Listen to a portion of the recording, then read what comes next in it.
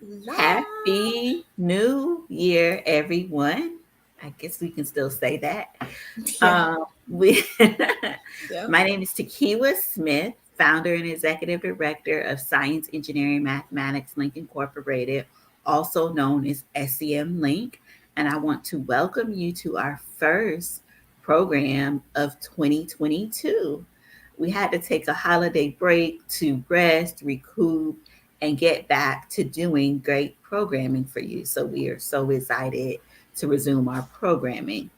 I want to welcome you to today's programming, a program of our Math and Science Career Academy, which exposes you to STEM and STEM careers, our STEM in the City workshops. The purpose of our STEM in the City workshops is to expose youth to careers in earth and environmental sciences.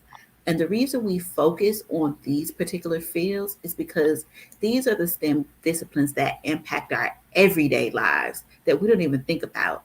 The quality of the air we breathe, the water that we have access to, the ecosystems around us, the plants, the animals. All scientists that work in these fields study things that help impact the quality of our everyday life with our basic needs of food, water, and the animals around us that we coexist with. So, without further ado, I am going to introduce our program coordinator, Carlin Pounders, who is going to introduce today's speaker. Thank you, Takiwa. Hi, everyone. Happy Saturday. We are so happy to have today's speaker, who is Sierra Taliaferro. She is a highly motivated outdoor educator and millennial bird enthusiast with intentions to promote diversity in urban conservation, social justice, and community advocacy. Her previous work experience consists of community engagement, urban, urban agriculture, water conservation awareness, and land management practices. Her aim as a millennial in urban conservation is to involve the public in decisions concerning our natural landscapes through citizen stewardship and help bridge a lost connection between people and nature in urban settings. She hopes to continue to make herself an advocate for diversity and conservation and to emphasize the importance of our natural resources surrounding our urban environments. So without further ado, we are going to hear about birding from Sierra. Yes, I'm so excited. First and foremost, thank you so much for having me today so that you can hear about me talk about one of my favorite topics that I love to nerd out about more than anything. It's just such an easy activity to get into, and I just love to be able to just share the breadth of what birding is. So today's presentation, it's really just about that. It's about birding 101. So really understanding the basics as a beginner and the beginner's guide to bird watching and how you can get involved in your nearby community. So first and foremost, just a little bit about me. My name is Sierra Taliaferro, as they mentioned. I am originally from Milwaukee, Wisconsin. Go Bucks and go Packers. And I am also a graduate of Bethune-Cookman University. So I studied in integrated environmental science at the great Bethune-Cookman University. But aside of those things, I'm also a really big gardener. I love gardening. I love urban agriculture, and I love growing my own food. It's a big portion, another big portion of me. But aside from that, I also love to cook it, and I love to eat it as well.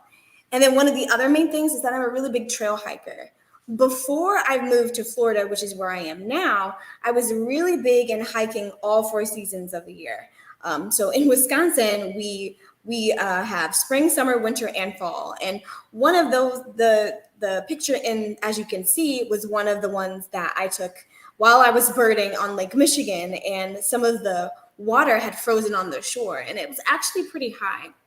So normally when I'm home, I'll usually bird all 4 seasons. But as I've kind of acclimated to Florida sunshine and just the tropical weather down here, I don't think I'll go back to that because I really like to be warm. But essentially, that hobby of mine as a trail hiker has really led into my current position, honestly, as a naturalist. So if you're not familiar with what a naturalist is just a person who helps to reconnect people in nature. But they also help to, truthfully, as they're just like an outdoor teacher, essentially. So they really like to be able to enhance the public's knowledge about the ecosystems and the systems in general that happen in nature. And so being able to do that, especially as a naturalist, you see a variety of different people, see a variety of different observations and enthusiasm, depending on the topic that you're talking about. But even as a naturalist, I really appreciate being able to lead different types of hikes, whether that's a bird hike or just a regular nature hike in general. But you also get a chance to develop different types of programs. So depending on either your organization or your agency, you really get a sense of understanding the characteristics of your particular site and developing different types of educational programs that are specific to your actual location. But in addition to that, you also get to curate different programs that you think the public might really like. And being able to do that through different observations, but you also get to conduct those experiments and other observations as well. And so some of those photos that you see as a naturalist, back in my previous life in Milwaukee, I was an environmental educator or a naturalist. And one of the really things that I really loved about it was kids and being able to see authentic joy in their faces when they're picking bugs out of the dirt or seeing birds outside or even seeing some snakes that we'll find. And oftentimes as a naturalist, in between as you're teaching or as you're leading hikes, you'll also do a lot of habitat restoration as well. So one of the big things that I really love to do is planting trees. And so one of them is actually a white oak in that picture, and my boots and the shovel. But ultimately, you're not only teaching people about the environment, but you're also contributing to the larger, the whole system. So adding, whether that's plants like plugs or even trees like that.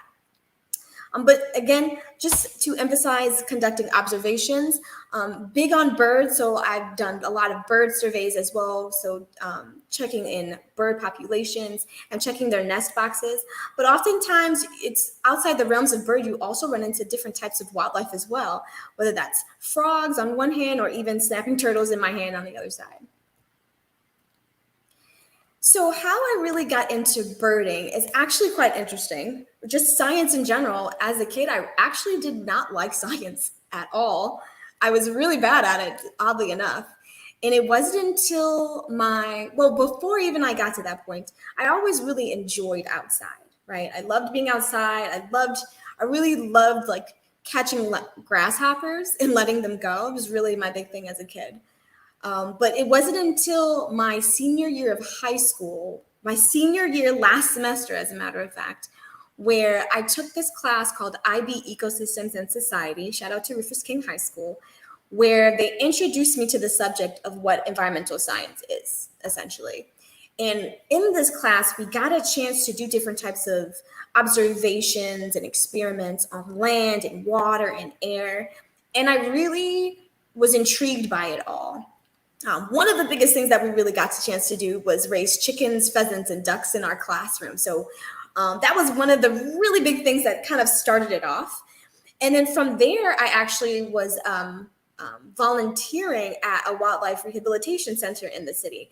So I was actually part of the crew that helped to clean out the duck pens, actually. So it's exactly how it sounds. I was in charge of the duckling section. So I would literally put all the ducklings, sometimes 20 to 50 at a time, put them in a bucket and clean out their cage to put them back in. Ducklings are very messy. As much as I wanted ducks so bad, ducklings are very messy. So it was a dirty job, but it was so fulfilling for me and I really loved it. In addition to being able to interact with some of the other wildlife patients that we had in our facility. And so after really getting involved in that, I went to Bethune-Cookman University and I majored in integrated environmental science. But I didn't know really my focus. But I really got fascinated with a lot of the birds that were on campus. So I started to self-teach myself and ultimately got involved in bird banding, which is essentially catching birds in a really big net. But the whole point of bird banding is to be able to track these populations of birds that really helps to track the health of their particular populations. So I really got invested in that. After I graduated, I went back home and I got really involved in that same wildlife rehabilitation center that I mentioned before. And I started to do wildlife monitoring or wildlife transports. And wildlife transports essentially really just means, think of it as like an ambulance for injured wildlife. And so when you find a baby bird or just a bird in general, or even some other form of wildlife, you call us and we as volunteers come pick it up.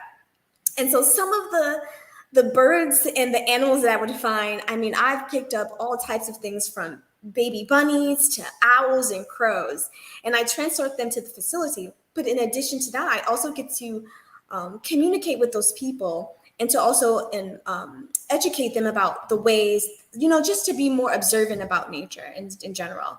So I would transport all types of birds to the facility, and that ultimately led me into this whirlwind of birds and bird ecology and getting invested in not just people, but connecting people to nature and the work that we're doing to sustain those populations of birds. So as you can see, I have a very wide area of birding, truthfully, which is kind of how I ended up being a naturalist, truthfully so. So in my position now, because like I mentioned, I am a Florida transplant from Wisconsin, and now I live in sunny South Florida. And as a naturalist at my location at Broward County, one of the big things that we do here is wildlife monitoring. And so my particular job is to be able to monitor these birds that you see on the left and the right-hand side of my middle picture. Those are the Florida burrowing owls.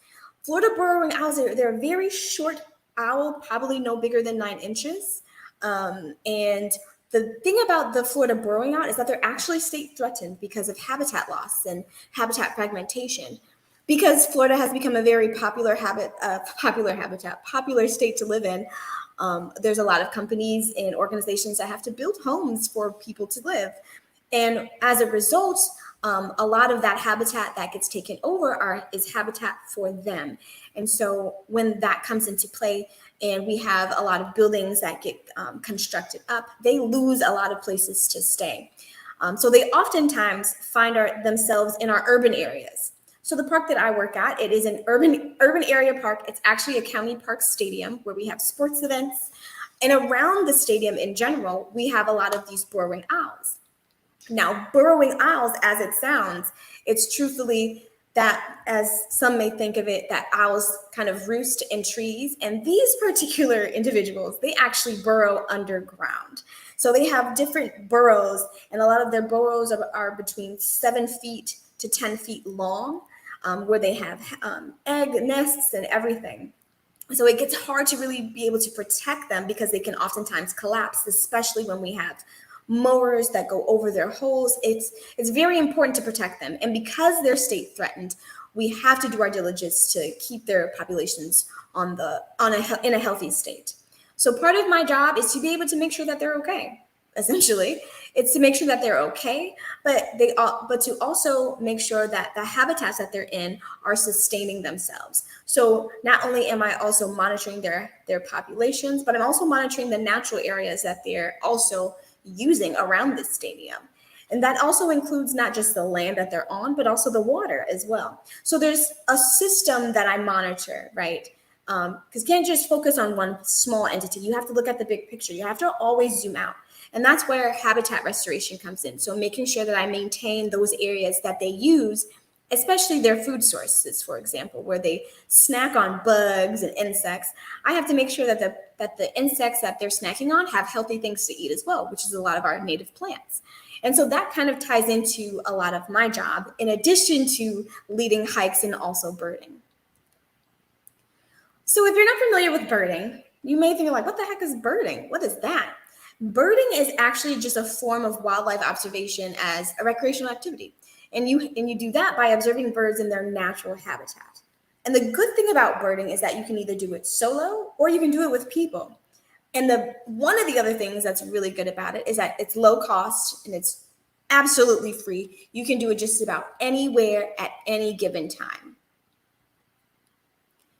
What I love about birds is that birds, like other things, are indicator species. And indicator species just help provide a better understanding about how and why the environment is changing. So they really get a chance to help us understand and predict the health of the planet as their presence move into these places. So having their presence helps measure changing status of the environment using biodiversity and the responses to those changing. But they live just about in almost any environment. You can find them anywhere. Birds are just one subset of indicator species. Other indicator species that may be more familiar are things like bugs or certain insects, for example. True bugs, as some people may say. But also fish may also be an indicator species as well. You may even see things like frogs too. But in addition to that, one of the main common ones are plants. Think about weeds when they grow. When they're growing in certain areas, what do you think that means? And so just to be able to think that birds are the only indicator species, we have to zoom out. There's so many different types of indicator species, but again, it's about observation, about those natural lands whether it's natural lands or even urban lands as well, to see what's changing in the environment. And as those things are changing, what's coming into play, whose presence is coming into the environment. So with birding, there's two different types of styles. I do both. But one of the main ones is visual. So really your primary use of your eyes is the most important thing.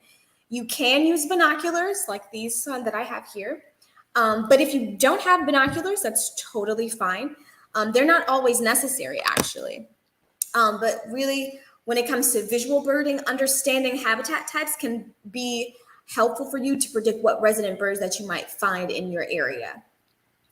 For the next style, it's auditory, which is just mainly using your ears, or also known as ear birding. But it's being able to indicate types of bird songs versus bird calls. There is a difference. A lot of people don't think that there are, but there is.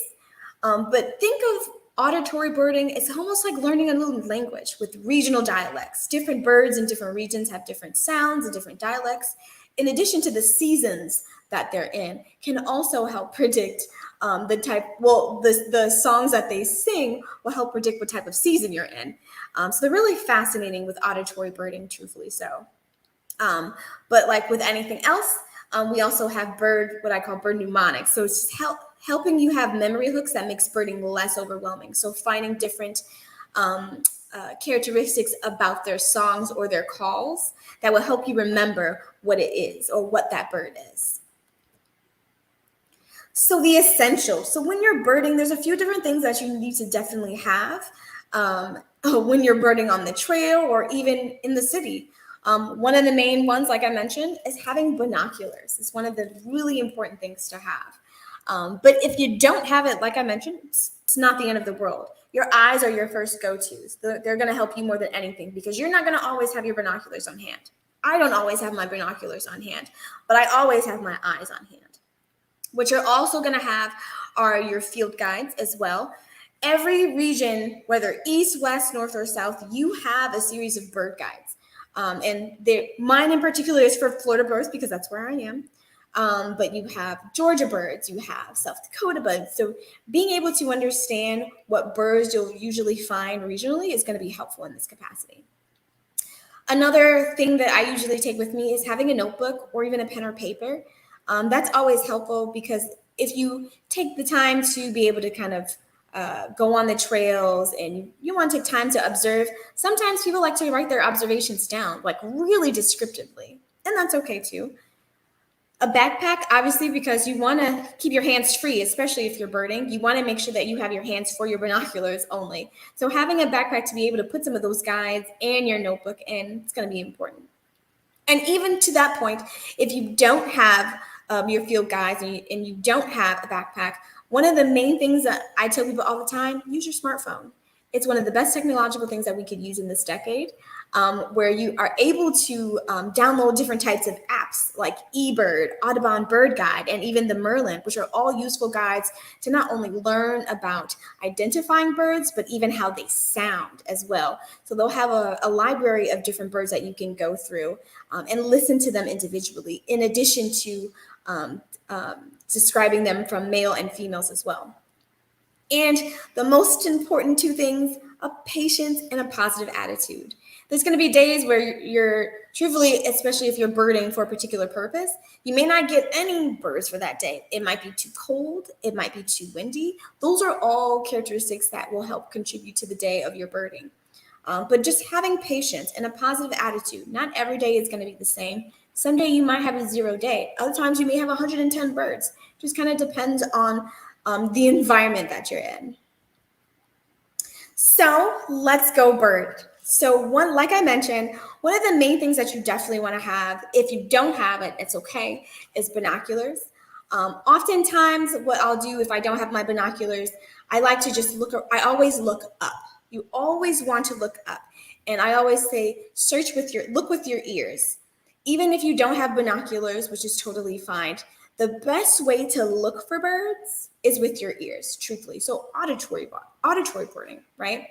And then I often usually keep handy on a couple field guides. So these are some of the 2 main ones that I have. This one is especially for Florida. So it not only has birds, it has different types of butterflies as well, if you're really into that. It just has a wide range of other birds that you might be able to find there in the city or in the area. But for me, I also really go to the Sibley Birds East. So there's a Sibley Birds East and a Sibley Birds West. So depending on where you fall in the regions of the United States, this is definitely a go-to guide. Now, these 2 field guides that I have, they're fairly hefty. There's a lot of birds, okay? There's a lot of birds. And so oftentimes, I may not always take those field guides with me. My best field guide is this thing right here. This is called a cell phone, okay? Especially being able to download those apps, which are absolutely free.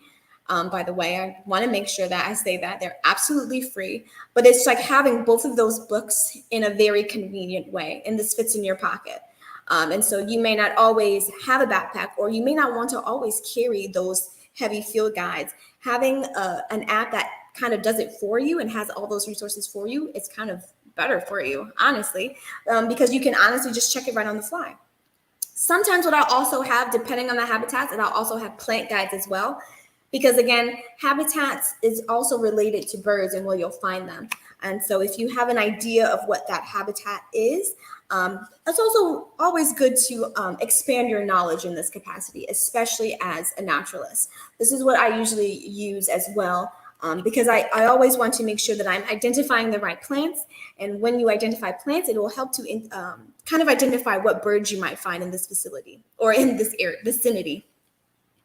And then again, understanding as a naturalist that you're not going to always just see birds. You'll also see, for me at least, you'll see lots of snakes. So again, these are different types of guides that I use that are very specific to where I am regionally. Like I mentioned, the Florida Birds Guide. But every once in a while, I will run into a snake. So that's why I keep it on hand, because it's always good to expand knowledge, especially being in a very tropical place that has lots of them. But again, just emphasizing like where you are and finding these guides online. I think this cost me $10, no more than $10 on Amazon. But if you're going to a bookstore, that's always a best resource to go to as well. And then one of the things I really like to do is my observer's book. This is probably one. I've already filled this up already, full of just information about some of the birds over time. So this is fairly new that I have been able to kind of crack open and use. Especially when I see new birds that I'm not familiar with, I'll essentially do nature journaling. So I really try to encompass the whole day in this when I am doing an observation in my nature journal too. All those things are super necessary for me, but when you're birding, you kind of figure out the things that you like to do, what kind of works well with you and what really doesn't. And that's what birding is. You find the techniques that work for you and you put them into practice. So some of the common backyard birds you'll often hear, like common backyard birds or year-round residents. And so some of the ones that are super familiar, if you have bird feeders in your backyard or you have relatives that have bird feeders in their backyard, you may see a couple of these, your neighbors, essentially. So like our northern cardinal, who tends to kind of sound like a laser beam when they're doing their calls.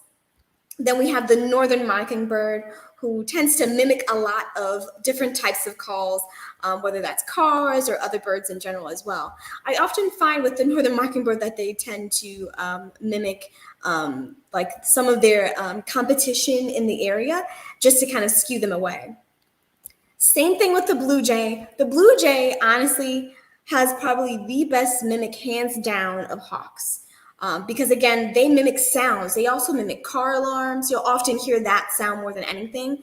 But if you really pay attention to the way that they move and the sounds that they make, you'll hear a lot of the sounds that they make just of other birds alone. And I have yet to find another bird that does mimic the sound of, like, for example, a red-tailed hawk better than a blue jay.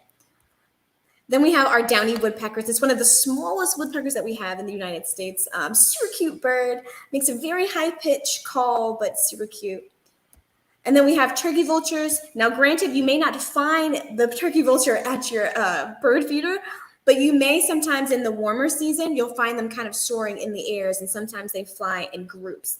They oftentimes make a V formation, and they kind of soar and kind of rock back and forth in the air because they're riding those eddies in the air. One of my favorites that I love during the winter season is dark-eyed juncos. It's just a cute bird. They're similar to the size of a sparrow, but they're just super cute. Because I live in Florida, I don't necessarily get to see them as often. So for those in Atlanta and further north, you may have the privilege to be able to see them, so enjoy them for me. They really love the cold seasons, and so they usually go north. But they are just they make kind of like this kissing noise, like, and it's just absolutely amazing. I love it. And then we have the black cat chickadee. Honestly, I have never met another spunkier bird other than like the cardinal. But the black cat chickadee is probably no bigger than your thumb. And it's just so spunky. They're just so spunky, but they often like have like this call, like chickadee-dee-dee, that they actually say their names, like chickadee-dee-dee-dee. And so again, the more that you're listening to some of those calls and those sounds, it'll help you be able to identify who they are. And then lastly, the blue-gray gnatcatcher. It's truly another little spunky bird, I should say. But oftentimes they kind of sound like they're wheezing, like they have a wheezy type of sound to them. Often people will kind of hear a lot when they're hunting. You'll hear the claps of their beaks when they're trying to catch a bug, and it's absolutely just so adorable. So when you're birding, some of the main areas that you can find them are just maybe like common areas, like nature centers, if you're ever nearby any of those, but also like wetlands and Everglades, where I am specifically, where there's tons of birds that you can find. But other places, such as our county parks system, in addition to canals as well, you'll often find a lot of either wading birds in this area, or even in county park system, you may find a multitude of different birds, whether that is warblers or vireos. You'll often, if you go to state parks often enough, or even the beachfront, you'll find probably lots of shorebirds as well, at least down here. We'll get lots of shorebirds, especially by the beachfront. Pelicans, for example, which are just really characteristically and handsome birds, I should say. But at state parks, again, you'll find some of the other common birds like hawks and even warblers and other types of birds as well. So these are really like typical places that you might see them. But what people don't realize is where you can also find them as well, which is retention ponds. You'll often find a lot of ducks in this area, or waterfowl. But I truthfully so, the best birding that I tend to do are in parking lots and on the highways.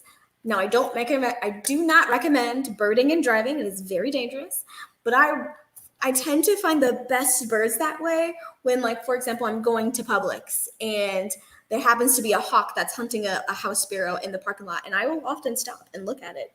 And so sometimes it takes away from my actual task, but it's so worth it, because it's those little things that when you're not paying attention that are happening so around. It's so amazing that when you sit still, you see so much, you observe so much action around you. And so, for example, oftentimes you'll see on the highways, you'll see hawks that sit on the light posts sometimes as well, which I always really appreciate that. Even sometimes they'll sit right on the signs on the highways, which is always a really good find. But some of the other places are like outside shopping districts, and even apartment complexes, especially if you have a lot of greenery like shrubs or even a few trees around. Those are always good places to bird. Where there's a tree or a shrub, you're more than likely to find a bird somewhere. In addition to your own neighborhoods as well, whether it's walking down the street and even sky rises as well. There's so many different ways of getting involved in how you can bird right where you are. You don't necessarily have to go to a park. You can do it right in your backyard, which is why they call it backyard birding. So with all of this in mind, right, we have citizen science. And citizen science is really one of these amazing collaborations between people and scientists that work together to collect data. So they really help to solve like different types of practical problems that help make informed decisions collectively. So they help, with the help of people and community, they help contribute to different types of research. And that community input is super important because it can also lead to different types of improvements within those local areas, especially if you're birding, but also if you're doing different types of surveys with community science and how that data can contribute to decisions overall. So some of the main ways that you can get involved with citizen science is with the Audubon, they do the Great Backyard Bird Count, which they'll do it throughout the year. But sometimes, especially at local nature centers, you can definitely get involved in that capacity. In addition to the Christmas bird count, which is super rad, sometimes I have definitely participated in the Christmas bird count plenty of times. Often it can be an all-day affair. It also depends on the type of park that you're in or location that you're in. But there's a series of different locations that get put out that you can register for, and it's super free. Another big one is Birdness Monitoring, which I've often done as well, where not depending on the location and the scientists and the other community members that you're working with, you can help monitor populations and sometimes even those eggs that are in the nest, which I always really love. If you've never seen a baby chick that hatches out of the egg out of a nest that you're monitoring, it is just so absolutely fulfilling. But one of the other things that I really do my best to emphasize the most is bird window collisions. When I was doing wildlife rehabilitation at my previous location in Wisconsin, I did a lot of bird window collisions throughout the city, actually. And so the biggest thing about bird window collisions is because of the reflection of those windows. And that can be super detrimental to the health of populations because it causes almost death on impact. And sometimes it can cause major severe concussions. And so you'll oftentimes see a lot of buildings that have decals on the windows to kind of redirect a lot of those birds to help them kind of not hit the windows as best as they can, and other different types of mechanisms as well. But the biggest thing is being able to teach people how to prevent it, right? So even as you're collecting those birds on site, you're also doing a lot of community education. And so with that, I really try my best to bring people together when it comes to birding, especially as a naturalist. My goal is to make sure that we are reconnecting people to nature so that, and help sustain that connection to nature is absolutely the most important, because we are living in an entire system, right? We're working in the system together, and we have to make sure that we acknowledge those parts of our systems, birds included. And in addition to not only the habitats that they're in, but also their other elements of nature as well, like the water that they're by, and even the air that they're breathing just as much as we are. Because if it's not good enough for them, if they can't handle that air or that water, then what does that mean for us? So using birds as a tool, using them as a guide more so, not necessarily as a tool, but as a guide to help us find solutions to some of the environmental problems that we have, whether that's climate change or water pollution. They are our best teachers to help us without even verbally telling us that something is wrong. And so as a naturalist, my main goal is to help you observe those types of behaviors, but also to keep you connected to nature to the best of my ability. So here are some ways that you can get involved, right? So some local organizations that are probably more close to you are like Georgia and the Atlanta Audubon Society. Highly recommend. There's some fantastic people over there. Get involved.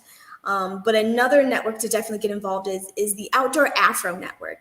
Outdoor Afro is just this huge network of leaders who help to connect people to nature, Black people to nature especially. And so feel free to go on the website, and we'll be able to share that link with you all, so that you can look up your state and your city to see if there's an Outdoor Afro Network near you, so you can get involved in some of their events as well, because they do all types of events that are centered around nature as well, and including a lot of people in that effort. But you also have the Georgia Shoreboard Alliance as well, that does a series of different types of community science projects, in collaboration with like the U.S. Fish and Wildlife and even the U.S. Forest Service. So there's so many different resources, right? But I often will do my best to emphasize the importance of going where you are to explore nature centers or naturalist guided hikes that you have at some of those parks, in addition to county parks and nature preserves if you just want to do it on your own. But we also have those beautiful urban green spaces, or what I like to call pockets of paradise, where you can go right outside and do it in your own neighborhood park as well. And also check out your local state parks and ranger-led hikes as well. They oftentimes have, as a previous ranger or previous hiker, state park hiker, that they have different types of birding programs that you can obviously get involved in. But the bottom line is really becoming a volunteer. That's how I got started with all of this. I became a volunteer, and I really got invested and started to learn and develop the skills that I have, and became what I am now as a naturalist. So more than anything, I hope that you have a little bit more insight about how to bird, what you can expect with birding. But if you ever have any questions, please feel free to let me know. And more importantly, happy birding.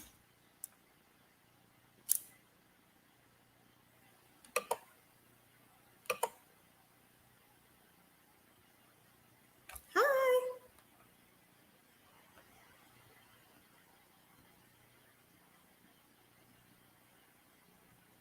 Oh no, I can't hear you. You're mute.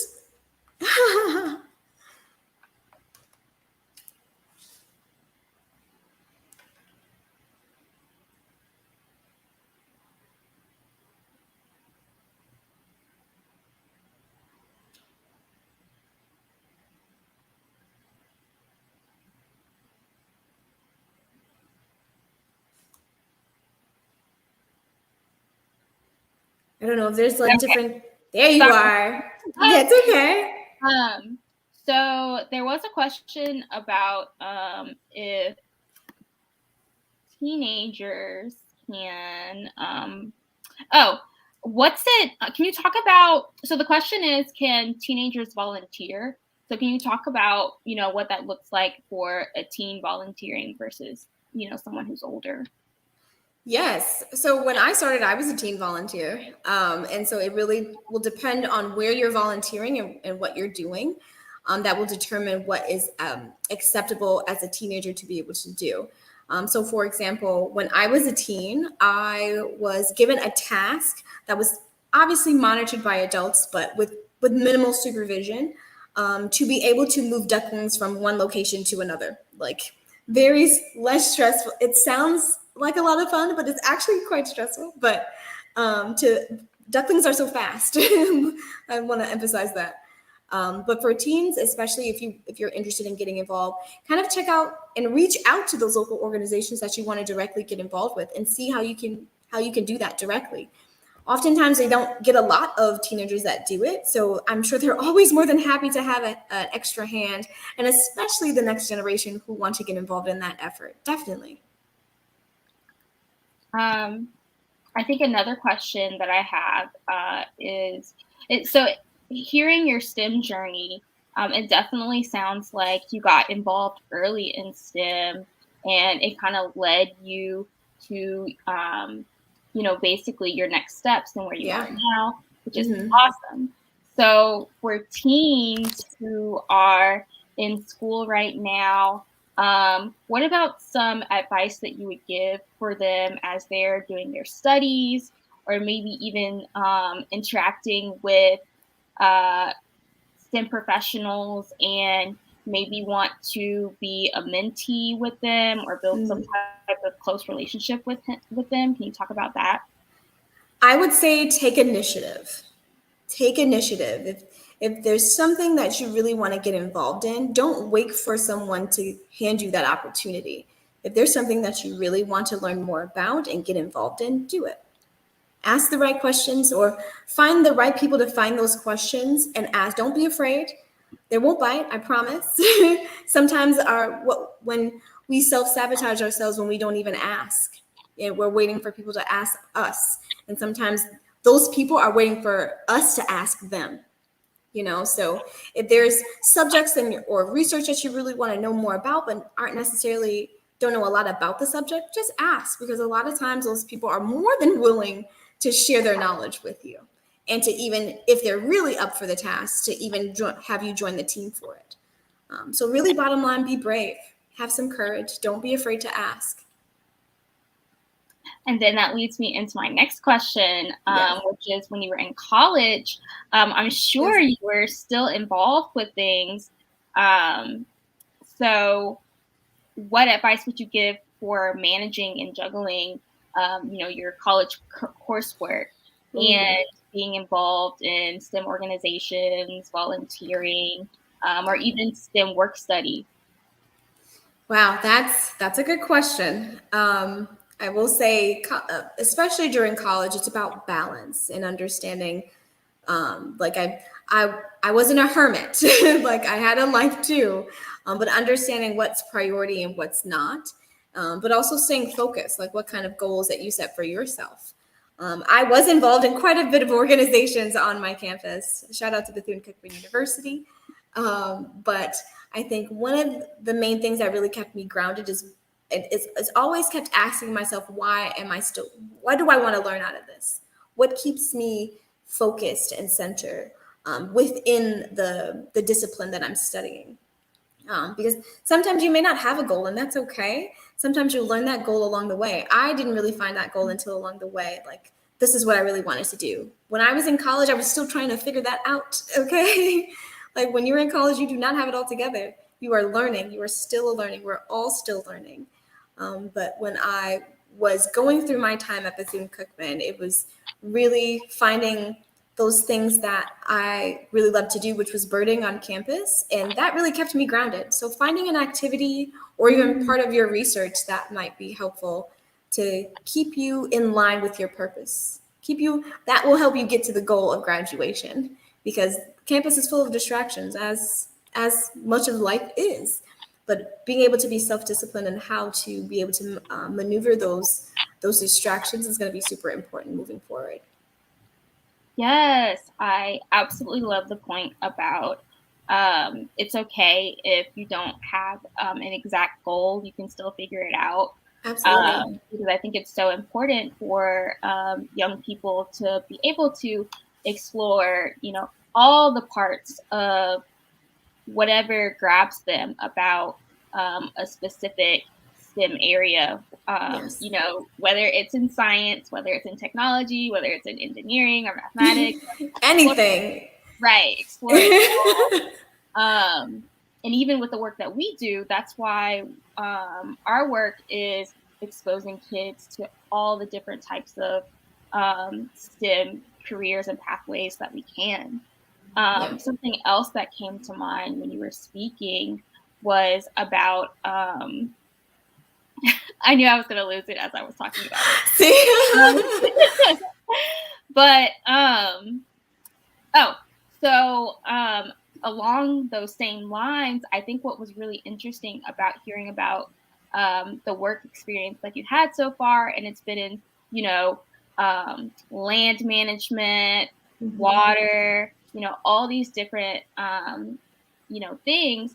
And so I was wondering if you could talk about, when you're working is that something that's unique to having a STEM career that is in environmental science or earth science, where you have more leeway to explore and work in these different parts of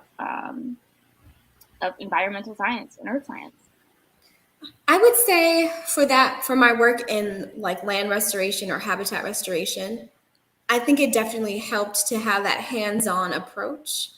so that when you explain it to people and explaining the importance of it to people, you have a direct connection to it. Because oftentimes when we try to explain certain conditions of the environment, sometimes it's hard to, if you don't really have experience in it, like say, for example, planting a tree, right? If you've never planted a tree, it's going to be hard to explain it to people how to do it if you've never done it. But when you're getting that hands-on experience to being able to plant that tree, you not only are just planting a tree, right? You're digging into the earth. You're putting in exerted effort to make sure that this tree is properly situated in order to grow abundantly and fruitfully. And it's that action of putting in all that work to make sure that that tree is okay and safely rooted in the ground that helps you explain to encourage people why planting trees are important and how to do it properly. Anybody can plant a tree, but when you plant a tree with intention and having that experience to do it, it's going to have a longer impact on those people because they are going to appreciate the fact that you explained it so eloquently. And with heart, that you made that tree sound like a person, a living being. Technically it is. Technically it is. So I would say yes, having that land. Now, granted, as a naturalist, depending on your organization or agency, you may have different characteristics of that role because it often will change with where you are. And in my role, at least, a big portion of that was land restoration or habitat restoration, to be able to manage those lands and make sure that those lands are healthy, that are not covered in invasive species, but to remove them so that we can put in those native plants that are more suitable for the environment that we're in. Having that ability to be able to have hands-on experience, whether that was through the SCA, the Student Conservation Association. I was a crew leader in that respect, and part of my job was to be able to do this and do that. And so whether that was cutting trees or cutting other plants, but also planting, and being able to teach the crew that I have how to do it and do it appropriately and efficiently so that you're not just putting plants in the ground, you're putting them in with intention. You're tucking them in into their what's going to be their long-term home. And so you want to, just like you want to make sure that you're settled and that you're comfortable. It's the same thing for the plants. And that's how I explain it to people. That's so wonderful. So another question is, what do you think, how do you think being an HBCU alumna has shaped your career? Oh, wow. What a great question. Now, I will say, whether you go to a HBCU or PWI, it is completely your choice. But when I think about my time being at an HBCU, it is probably one of the best decisions I could have ever chosen for myself. I don't know how my life would have been had I not made that decision to go. And it continues to be, again, one of the greatest decisions that, as expensive as it was so worth it. And it really helped shape the trajectory of my life here on.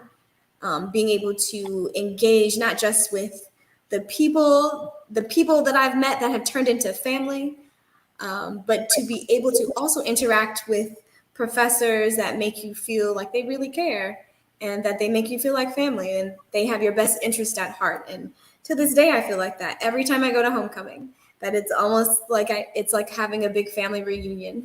So when it comes to my time at an HBCU, it is still to this day the best decision I could have ever made, even moving away from home. But it was like a home away from home. That's awesome. Yeah. How can people be conservationists in their everyday lives? Good one.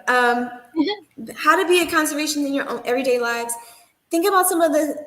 I would start by kind of listening to the conversations around conservation, right? Because there's so many. Conservation is so broad. It's so broad and yet so confined. But there's so so many things that all of us can do to help reduce our impact, whether that's through water, whether that's through air, whether that's through land. One of the ways that I tell people, one way that they can get involved in conservation is think about your relationships with water. Water is a big portion of our lives. Not only that, also plastic, right? Plastic is a big portion of our lives that's so embedded, right? And what are one of the ways that you can reduce the ways that you use plastic? So think about going to the grocery store, or even going to a restaurant and using plastic utensils. Can you cut that out? How can you reduce it by refusing it?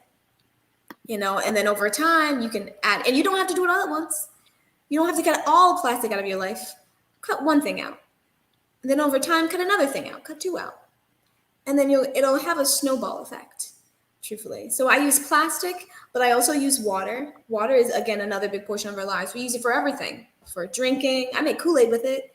I make taking showers, washing your hair, brushing your teeth, washing the dishes. There's so many facets of how we use water, especially fresh water, but fresh water in particular. There's a small amount of fresh water that's just on the land alone, and less than 1% of it is available to us as human beings on the planet. So how can we reduce the amount of water that we use on a daily basis so that we're not wasting it, right? So whether that's doing something simple as cutting off the water when you're brushing your teeth and you're not letting it run, or taking shorter showers, or even there's so many habits that we're so conditioned to do, and that when you really take an initiative to be intentional about how to reduce that amount that you're wasting, you become very aware how much you've been using it, and try to make others understand and see that through your own interactions and actually doing that action. So whether that's you cutting out plastic bags from the supermarket to just using a reusable water bottle, it makes all the difference. Those are great tips, especially the one about thinking about your relationship to something like water, because I think that giving it that thought, there's so much that, like, it really takes the time to say, like, I appreciate this tree because it gives me shade, it gives me oxygen, Yes. know. So, yeah. Yes. Okay, so our last question is, what advice for kids do you have to offer that want to pursue a career in your field? What advice do you have for kids? I think the advice that I give for kids who want to pursue a career in conservation is that you have the world at your fingertips more than I did as a kid, where we have access to people more abundantly than, like, say 15 years ago, not to share my age, but to reach out and to pay attention to some of the leaders in conservation. Follow their work, whether that's on Instagram, TikTok, Facebook. Follow their work, reach out to them, see how you can get involved. Truthfully, it's about being brave. It's about just being able to observe what's going on and see what they're doing. And if there is something that you really want to support, find a way to do it. And sometimes the biggest thing, it's so simple, but just sending them a message or just following their work is really a big, and being able to share their work with other people. That's how you can get started. But also getting involved in, like, nature centers, and volunteering is the biggest thing I advertise the most. I cannot stress that enough. It may take away from your modern day time, but with your volunteering and you learning those skills, people will notice how diligent you work, and they'll nominate you for other things. And that's how I have transitioned into where I am now, where I really put intentional thought into volunteering, and I made sure that it was a commitment that I wanted to sustain. And when people see that, they see your potential. They really do see your potential. So Continue to volunteer. Look for places to volunteer. Volunteer where you really want to do things that you really like to do, and really get invested in it. Do it the best you can, because our best looks different every day. So be a volunteer and be diligent about it. And from there, you'll really find that your pathways will bloom right in front of you. Awesome. So we want to thank you so much, Sierra, for being our first, STEM-Link program speaker for this year, and our first, so honored. Yes, and our first STEM in the City speaker. For everyone who is watching, our second program is going to be next Wednesday. Nice. It's our Teen Science Cafe from 7 to 8 p.m. Eastern. And it's called Beauty and Science. We'll be talking about how products that you use every day, hand soap, shampoo, body lotion, how they get to the shelves. And that is through the science lab. So our speaker for that program is going to be a cosmetic scientist, and she is going to talk to us about her work in the lab, getting those products into store shelves and in your hands. We also will be having, for the month of February, I can go ahead and plug it, get you guys excited and registered if this is of interest to you. One of our newest programs, our social media STEM virtual workshop for teens that will teach you how to communicate STEM on social media. That's going to be a 2-part series, and it's going to take place on Saturdays, just like today's Saturday. So if you are interested in those 2 programs, I'll be dropping the link to where you can register for both of them. Thank you, Carlin, and thank you, Sierra. I learned so much. I always like to do something else, but then I get so engaged in your presentation. So thank you for teaching us so much about birding and conservation, especially that water, right? Because now I have to think about, do I turn the water off when I'm brushing my teeth? How long are my showers? Can I put more load clothes in that load of laundry?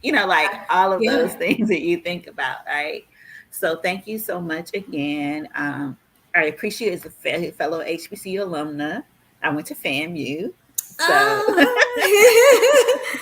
rivals, but still love.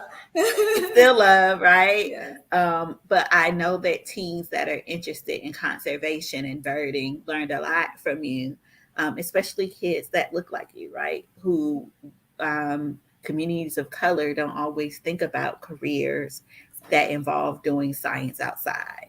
And that's why so thank you for that is why we're here. And other communities don't realize that we, as community of color, do science outside, right? And so changing the narrative, doing role models. We thank you for making time in your Saturday, which you could be in your PJ sleeping, Netflix and napping. And you're birding. You'll be birding. I'll be birding. Birding. Yeah, you're in Florida where it's warm. That's right. For Netflix and napping. But thank you so much for giving of your time. And we look forward to seeing everyone at future events. And go ahead, Carlin. Also, there will be a survey link sent out that we asked for you to complete with your thoughts on this presentation. You can also always suggest what you want to see in the future, and we would really appreciate it if you just take a couple of minutes to do it, because it helps us to continue the work that we do. It definitely does.